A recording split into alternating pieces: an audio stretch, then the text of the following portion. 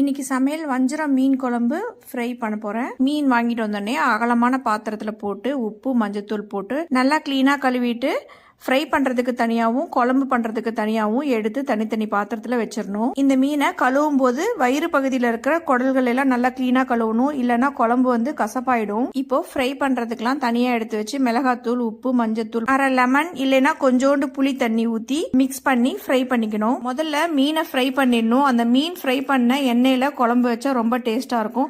அரை மூடி தேங்காய், 2.5 ஸ்பூன் குழம்பு மிளகாய் தூள், ஒரு 10-15 சின்ன வெங்காயம், 3 தக்காளி, ஒரு ஃபுல் பூண்டை எடுத்து கொஞ்சம் பூண்டை அரைக்கிறதுக்கும் கொஞ்சம் பூண்டை தாளிக்கிறதுக்கும் கட் பண்ணி வச்சுக்கணும். மஞ்சத்தூள் போட்டு நல்லா நைஸ் பேஸ்டா அரைச்சி எடுத்து வச்சுக்கணும். கொஞ்சம் அகலமான பாத்திரத்துல நம்ம மீன் ஃப்ரை பண்ண எண்ணெய் ஊற்றிட்டு கடுகு, வெந்தயம், சீரகம், உப்பு, கருவேப்பிலை இலைகள், 2 பச்சை மிளகாய், சின்ன வெங்காயம், நறுக்கி வச்சிருந்த பூண்டு, அது கூடவே கொஞ்சமா கொத்தமல்லி இலைகளையும் கட் பண்ணி போட்டு நல்லா ஃப்ரை பண்ணிக்கோங்க.